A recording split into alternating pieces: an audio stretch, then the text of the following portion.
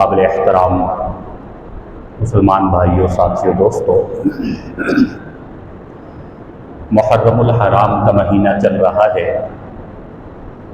ہم سب جانتے ہیں کہ محرم الحرام کی 10 تاریخ کو نواسہ رسول، صحابی رسول جناب سیدنا حضرت حسین رضی اللہ عنہ کی شہادت کا واقعہ رونما ہوا۔ اسی مناسبت سے پچھلے 2 جمعوں سے ہم اسی موضوع پر بات کر رہے ہیں، اور آج بھی ہم حضرت امام حسین رضی اللہ عنہ کی تعلیمات کے بارے میں ہی بات کریں گے۔ حضرت امام حسین رضی اللہ عنہ تقریباً 56 سال کی عمر میں شہید ہوتے ہیں۔ حضرت کی ساری زندگی اسلام کی تبلیغ اور ترویج اور اعلاء کلمت اللہ میں گزری، اور یہاں میدان کربلا میں جو سفر ہوا، کوفہ کی طرف جو جا رہے تھے، وہ بھی صرف اللہ کے دین کے دفاع کے لیے اور اللہ کے دین کی تعلیم و تبلیغ کے لیے۔ حضرت امام حسین رضی اللہ عنہ کی پوری زندگی ہمارے لیے مشعل راہ ہے۔ انہوں نے ساری زندگی اپنے نانا حضرت محمد صلی اللہ علیہ وسلم کی زندگی پر عمل کیا، ایک ایک سنت کو اپنایا۔ حضرت امام حسین رضی اللہ عنہ کی زندگی پر عمل کرنے کا مقصد ہے کہ خود حضور سرور کائنات صلی اللہ علیہ وسلم کی تعلیمات پر عمل پیرا ہو گئے۔ چنانچہ میدان کربلا میں بھی حضرت امام حسین نے مختلف نصیحتیں فرمائی، لوگوں کو مختلف ملفوظات عطا فرمائے، لوگوں کو تعلیمات ارشاد فرمائی۔ ایک عنوان یہ تھا، خطبہ ارشاد فرمایا کہ او لوگوں، تقوی اختیار کرو اور حق والوں کا حق پہچانو، یہ عنوان تھا۔ اور اسی پر حضرت امام حسین نے امت کے سامنے تقریر فرمائی، لوگوں کے سامنے، اور سبق دیا، اے لوگوں تقوی اختیار کرو اور حق والوں کا حق پہچانو۔ قرآن کی تعلیمات بھی ہیں یہی، اور ہمارے نبی اکرم صلی اللہ علیہ وسلم نے بھی اسی بات کی تعلیم اور تبلیغ ارشاد فرمائی۔ دیکھا جائے تو یہ عنوان اسلام کا مرکزی عنوان ہے، بنیادی عنوان ہے۔ اگر حضرت امام حسین کی صرف اس ایک نصیحت کو ہم سمجھ لیں اور اس پر عمل کر لیں تو شاید ہم بہت سی گمراہیوں سے بچ جائیں، بہت سی خرابیوں سے بچ جائیں۔ فرمایا تقوی اختیار کرو، قرآن بھی کہتا ہے تقوی اختیار کرو، ان اکرمکم عند اللہ اتقاکم۔ خود قرآن نے فرمایا اللہ کے یہاں تمہارے لیے جو اعزاز و اکرام ہے، جس بنیاد پر اللہ کے یہاں تمہیں عظمت اور عزت اور کامیابی اور فلاح ملے گی، وہ ہے اتقاکم، تمہارا تقوی۔ نہ مال کی بنیاد پر اللہ کے یہاں کامیابی ہے، نہ دنیا کے منصب اور عہدوں کی بنیاد پر کامیابی ہے، بلکہ اللہ کامیابی عطا فرمائیں گے تقوی کی بنیاد پر۔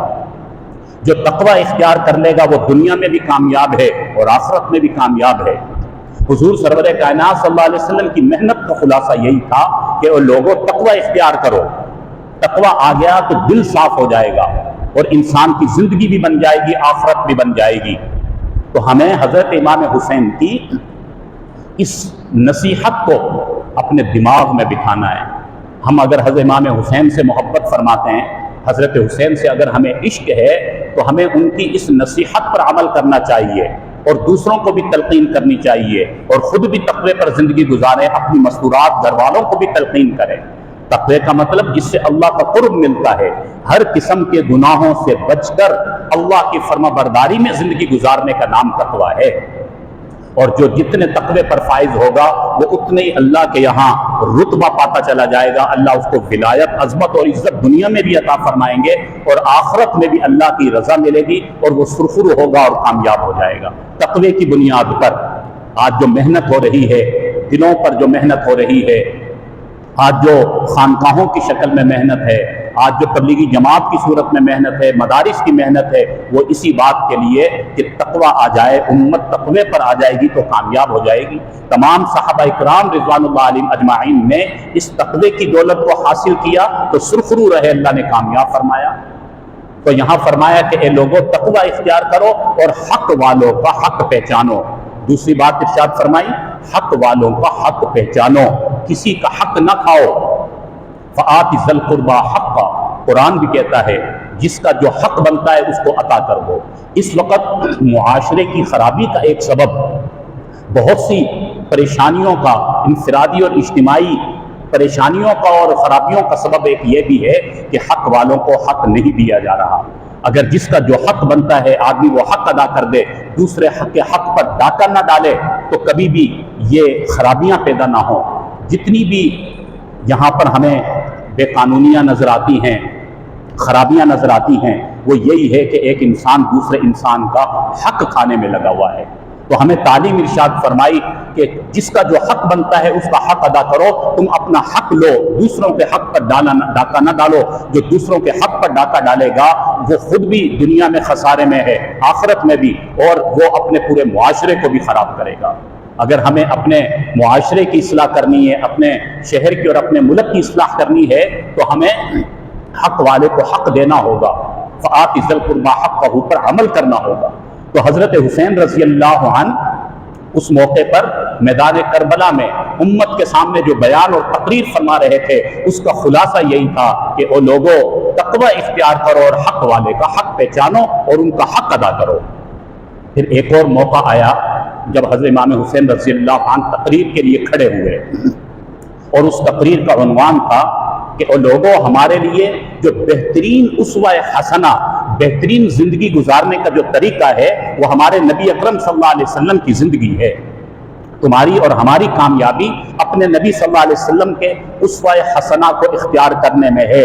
जो नबी सल्लल्लाहु अलैहि वसल्लम की ज़िंदगी को इख्तियार करेगा वो कामयाब है। जो नबी सल्लल्लाहु अलैहि वसल्लम की ज़िंदगी को छोड़कर, उनकी तालीमात को छोड़कर चलेगा वो नाकाम है। फिर चाहे वो कितनी ही इबादत क्यों ना कर ले, वो कितनी ही तिलावत क्यों ना कर रहा हो, जिक्र अस्कार क्यों ना कर रहा हो, कितने ही ज़्यादा वो सजदे में वक्त गुजार रहा हो, लेकिन तरीका अगर नबी अकरम सल्लल्लाहु अलैहि वसल्लम वाला नहीं होगा तो वो इंसान कामयाब नहीं है, उसकी इबादत कारआमद नहीं है।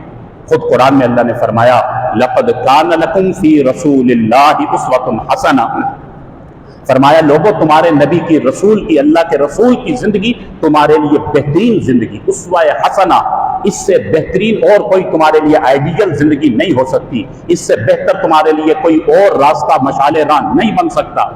इसलिए मेरे भाइयों, हमें हर दम ये देखना है, किसी भी जिंदगी का कोई भी मोड़ हो, कि हमारे नबी की सुन्नत क्या है, हमारे नबी का तरीका क्या है।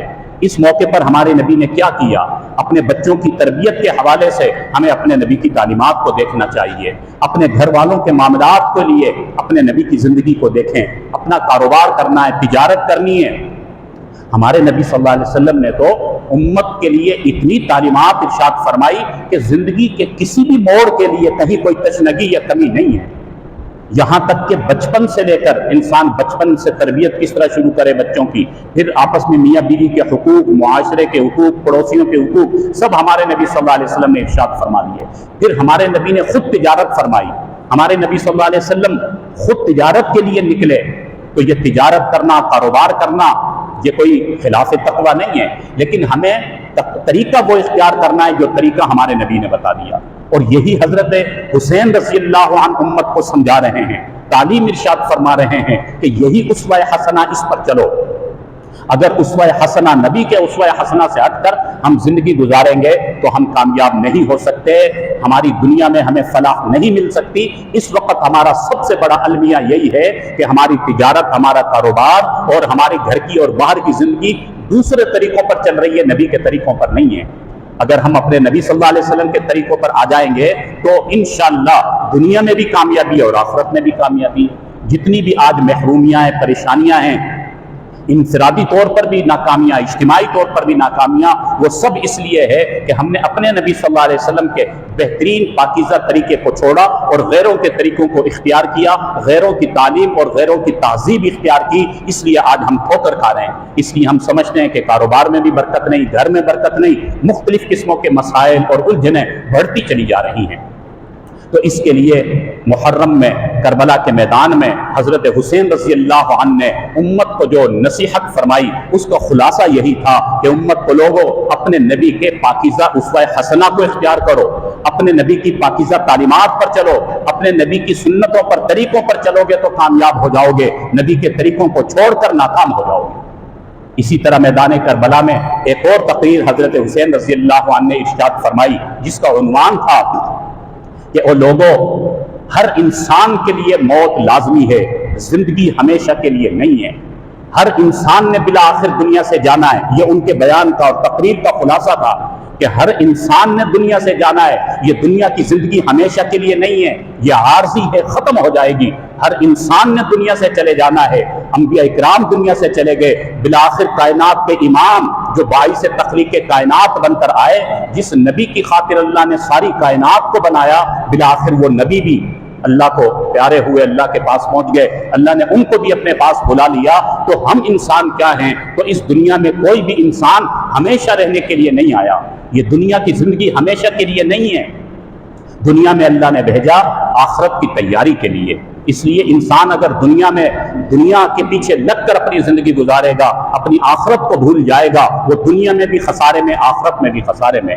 اس وقت انسان اپنے مرنے کو بھول گیا، اس لیے انسان گناہوں کی دلدل میں پھنستا چلا گیا۔ فرمایا اپنی موت کو اپنے سامنے رکھو، یاد رکھو کہ بالآخر ہم نے بھی جانا ہے۔ تو انسان بہت سے گناہوں سے بچ جاتا ہے، بہت سی نافرمانیوں سے بچ جاتا ہے۔ تو یہاں میدان کربلا میں حضرت حسین رضی اللہ عنہ یہ نصیحت ارشاد فرما رہے اور امت کے سامنے تقریر فرما رہے ہیں کہ لوگوں، یہ زندگی ہمیشہ کے لیے نہیں، موت آ کر رہے گی، اس موت کو مت بھولو، موت کی تیاری کو مت فراموش کرو۔ اس زندگی کے پیچھے، دنیا کے عیاشیوں کے پیچھے لگ کر اور دنیا کے مال و دولت کی محبت میں لگ کر اپنی آخرت کو مت فراموش کرو۔ تو میں نے عرض کیا کہ محرم الحرام حضرت حسین رضی اللہ عنہ کی شہادت کا یہ مہینہ ہے، تو حضرت حسین رضی اللہ عنہ کی تعلیمات ہمارے لیے مشعل راہ ہیں۔ انہوں نے پوری زندگی دین پر عمل کرتے ہوئے گزاری۔ تو عشق مصطفیٰ کا بھی یہی تقاضا اور عشق حسین کا بھی یہی تقاضا ہے کہ ہم اپنے نبی صلی اللہ علیہ وسلم کی تعلیمات پر چلیں اور دین پر عمل کرنے والے بنیں۔ جس طرح حضرت حسین نے نمازوں کا اہتمام کیا، قرآن پر عمل کا اہتمام کیا، اپنے نبی صلی اللہ علیہ وسلم کی ایک ایک سنت پر عمل کر کے دکھایا، تو ہمیں بھی اسی طرح اپنے نبی صلی اللہ علیہ وسلم کی تعلیمات پر چلنا ہے۔ اسی میں ہم سب کی کامیابی ہے۔ اللہ رب العالمین ہمیں عشق حسین کے ساتھ ساتھ تعلیمات حسین رضی اللہ عنہ پر مکمل عمل کرنے کی توفیق نصیب فرمائے۔ اللہ ہمیں دین کی صحیح سمجھ نصیب فرمائے۔ وآخر دعوانا ان الحمد للہ رب العالمین۔